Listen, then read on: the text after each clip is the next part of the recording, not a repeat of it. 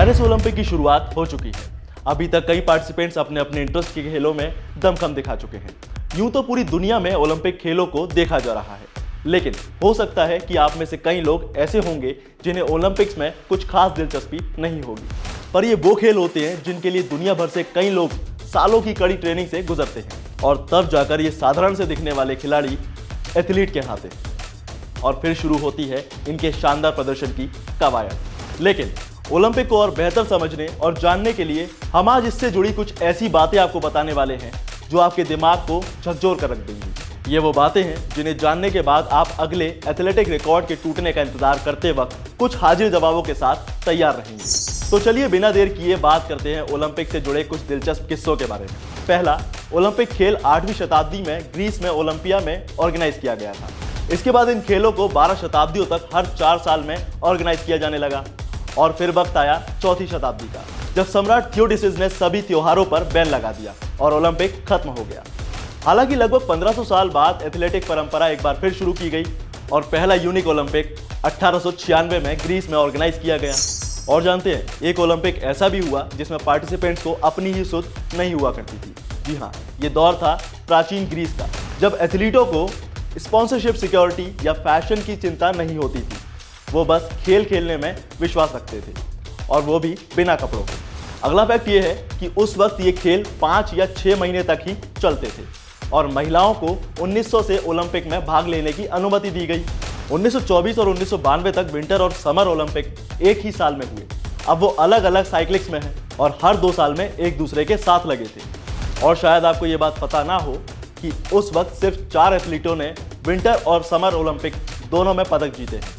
उनमें से केवल एक क्रिस्टा लुडिंगर रोथेनबर्गर थी, जिन्होंने एक साल में दोनों पदक अपने नाम किए थे। इसके बाद 2012 में लंदन में खेलों के दौरान ओलंपिक विलेज में 2 हफ्ते से ज्यादा की एक्टिविटीज के लिए 1,65,000 टॉवेल्स की जरूरत पड़ी थी, जो कि वाकई बड़ी बात थी। और अगर इन खेलों की ऑफिशियल लैंग्वेज की बात की जाए तो ये इंग्लिश और सिर्फ फ्रेंच है और जो देश इन खेलों में मेजबानी करते हैं उनकी ऑफिशियल लैंग्वेज इनमें शामिल की गई है। और अगर आपने फिल्म टार्जन देखी है तो मैं आपको बता दूं कि 1943 में भी एक फिल्म बनाई गई, टार्जन ट्रायम्फ्स, जिसमें टार्जन का कैरेक्टर प्ले किया था जॉनी विस्मुलर ने। और कहानी में ट्विस्ट ये है कि जॉनी विस्मुलर पहले एक एथलीट थे and Johnny Weissmuller was swimming's first superstar by winning 5 Olympic gold medals. He won the 100 meter freestyle and the 4:200 meter relay team event and the 1924 Paris Games and 1928 Amsterdam Games.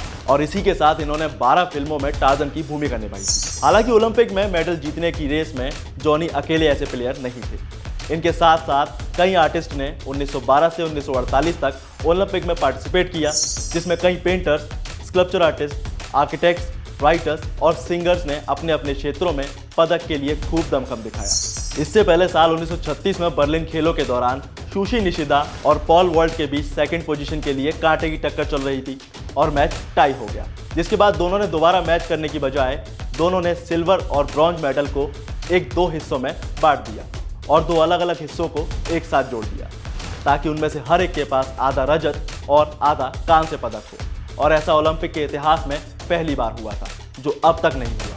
यहाँ तक कि Olympic मशाल को Greece के हेरा मंदिर में एक प्राचीन समारोह में पुराने ढंग से जलाया जाता था। ग्रीक पुजारियों की वेशभूषा में एक्ट्रेस मशाल को जलाने के लिए पैराबोलिक मिरर और सूर्य की किरणों का इस्तेमाल करती है और यहीं से मशाल मेजबान शहर की तरफ यात्रा शुरू करती है। यह वही मशाल है जिसे अक्सर आपने ओलंपिक खेलों के दौरान रेसर्स के द्वारा भागते हुए ले जाते हुए देखा होगा, लेकिन इसकी भी एक खासियत रही है और वो ये कि यह मशाल नाव पर, प्लेन पर, घोड़े, ऊंट, रेडियो सिग्नल और पानी के नीचे से यात्रा कर चुकी है, जो कि वाकई हैरान करने वाली बात है।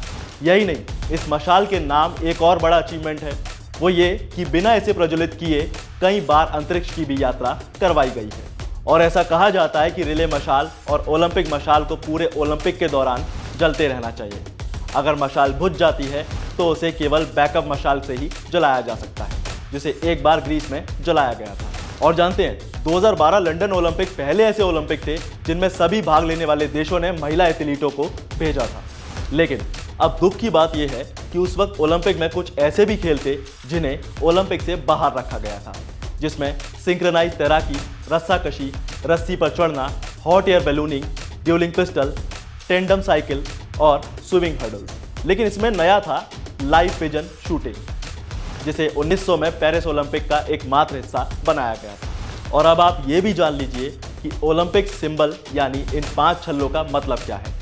असल में इन्हें ओलंपिक खेलों के सह संस्थापक वेरन पियरे डी कुबर्तिन के द्वारा डिजाइन किया गया था, जो कि दुनिया के 5 बसे हुए कॉन्टिनेंट्स का प्रतिनिधित्व करते हैं, जिसमें अफ्रीका, अमेरिका, एशिया, यूरोप और ओशिनिया शामिल है। और इसमें दिए गए 6 colour blue, yellow, black, green, red और व्हाइट सिर्फ इस चीज को बताते हैं कि इन सभी देशों के झंडों में इनमें से एक कलर जरूर शामिल है। और उस वक्त ओलंपिक खेलों की मेजबानी 23 अलग अलग देशों के द्वारा की गई थी। हालांकि 2024 में पेरिस ओलंपिक में 206 कंट्रीज पार्टिसिपेट कर रही हैं। And the most interestingly first Olympic mascot was शुभांकर वाल्दी एंड डचकन, जो 1972 में म्यूनिक ओलंपिक खेलों में प्रदर्शित किए गए थे। और अब वक्त था 2016 का, जब समर ओलंपिक में 17 दिनों तक 205 देशों के 10,500 एथलीट 42 अलग अलग खेलों का प्रतिनिधित्व कर रहे थे और रियो में 306 कंपटीशन में पार्टिसिपेट किया था। चलिए, ये तो हुई बात ओलंपिक के इतिहास के कुछ अनसुने किस्सों की। अब आपको बताते हैं 1976 का एक किस्सा। दौर था मॉन्ट्रियल ओलंपिक 1976। उस वक्त इन खेलों का 26 देशों ने बहिष्कार किया था। ये वो देश थे जिनमें ज्यादातर अफ्रीकी देश थे। अंतर्राष्ट्रीय ओलंपिक समिति ने न्यूजीलैंड को बैन करने की उसकी रिक्वेस्ट को ठुकरा दिया, जिसके बाद इन देशों ने यह कदम उठाया। न्यूजीलैंड की राष्ट्रीय रग्बी टीम ने उससे कुछ वक्त पहले दक्षिण अफ्रीका का दौरा किया था, जिसकी सरकार की रंगभेदी नीतियों की वजह से देश को 1964 से ओलंपिक गेम्स से बैन किया गया था और इसीलिए न्यूजीलैंड को भी बैन करने की मांग की गई। लेकिन आपको जानकर हैरानी होगी कि कुछ भारतीय मूल के ऐसे भी खिलाड़ी रहे हैं जिन्होंने ओलंपिक में दूसरे देशों के लिए मेडल जीते हैं। इनमें सबसे पहला नाम आता है राजीव राम का, जो कि एक स्टेट प्लेयर रहे हैं। अब इनका जन्म तो अमेरिका में हुआ, लेकिन माता पिता बेंगलोर के थे और इसी सिचुएशन की वजह से राजीव राम ओलंपिक में संयुक्त राज्य अमेरिका का प्रतिनिधित्व कर चुके हैं।